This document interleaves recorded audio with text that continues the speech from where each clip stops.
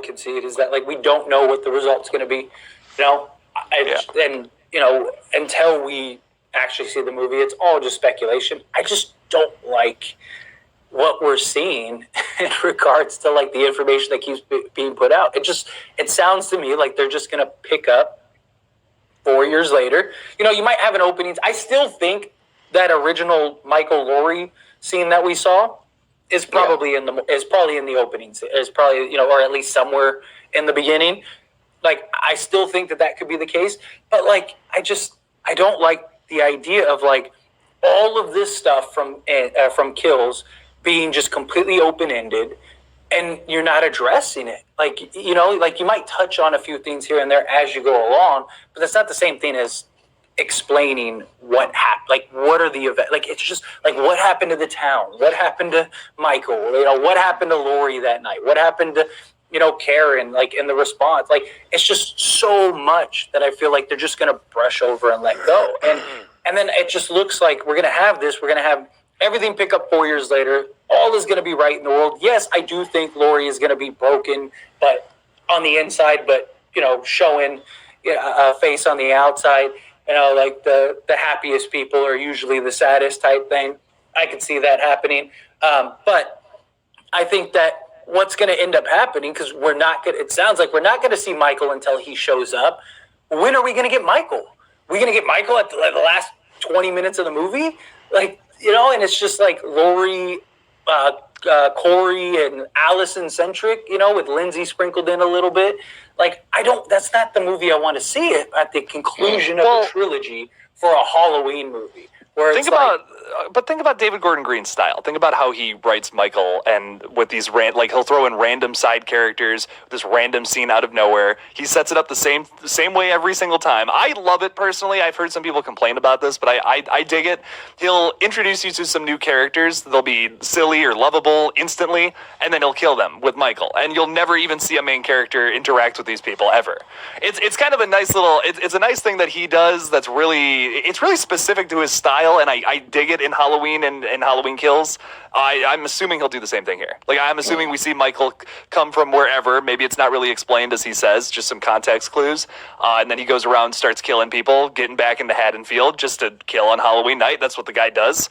And then somehow they get together via Corey, is my guess. I do think it's going to be a much more exposition heavy film, though. I think there will be definitely less Michael, more telling as to what the fuck's going on with our characters, with Corey, with Lori, with fucking Allison, Hawkins, Lindsay, all of them. We'll probably do a lot of exposition with them at the beginning. Slower start than the last two films, but that's necessary here, just to fulfill all the things that you want to see there, Fate. My problem is that, like, if this wasn't the end of your trilogy, I would be fine with it. But like, this is when everything's supposed to be concluded, wrapped into a bow, and you know, and it's hard enough to portray that. Like, I do agree with you. Like, Big John, Little John, like they were great, right? You got them for 30 seconds and then they're killed, right? It was, but they were memorable. They were prominent. It was great. I'm all for that. Like, I'm okay with that. I just think that how can I use PayPal? If you have a PayPal, if you use the it's just at Lethal Collective. Then you should see us. It's all of our like logos on the image, and then you can send whatever that amount would be that you'd want to send. Denisha. Oh, I think she sent it. Jennifer. Oh, no, it's Jennifer Armstrong. Thank you so much. Hey. Super chats. Thank you. So happy we can send them. Heart, heart, heart. Thank you so much. Yes, well, until... thank you, Jennifer. Yes, thank you so much. Yeah, we figured at least until we actually get super chats on this channel, PayPal and Cash App would be the best route. Even also, just for everybody, because, you know, we're all community here. We're all family, so we can be honest with you guys. Even if we do get super chats, we would prefer if you did the Cash App and PayPal route, if you did want to give us super chats, just because it's not as much. You know, you got to think YouTube takes their cut, and then we still have to pay taxes on this amount, stuff like that. So, like, say you gave us, so we did the math. If you gave us $100 super chat, like a super chat for $100, we only get like $11 each, which is crazy to think about off of $100 super chat. Granted, there's 4 of us and we got to split it. But if you did the same $100 through like PayPal or Cash App, we'd get like $17 each, which again isn't a ton, but it's one of those things. But yeah, thank you so much, Jennifer, for the $5 super chat. I really appreciate that. Thank you so much. Yes, thank you. That's very kind of you. And just to let Denisha know, go one step further back. To do it, to actually send it, right, Fate, you would just send the send button, right? And then so like put there in should the be address. so like you click send, if off the top of my head, you click send or send money, whatever it is, and then it'll have like where you could search somebody. You search at Lethal Collective, that'll pop up. You'll see our images. You click on that, and then it'll prompt what you want to add. You could add whatever, and then you could leave a little comment, as Jennifer did, or just leave a little comment if you have a question, something like that, or if you just want to, say anything. That same thing. So I appreciate you. Thank you. Absolutely. But train of thought was, like the characters, stuff like that, introducing new characters, like I'm fine. Like it's just my problem is that this is the conclusion of a trilogy. Like, like if you had 18, Halloween Kills was like, more of like the story element.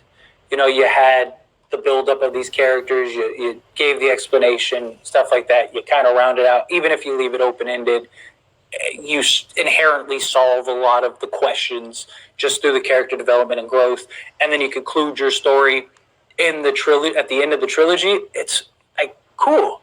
But I feel like this is going backwards. I feel like you had 18, which was the establishment. You established the characters. Kills was the Michael Myers story, which was great. And then you're going to have... Fucking stop the tracks. Rewind that for a second. Man's just admitted that Halloween Kills was great. It was great.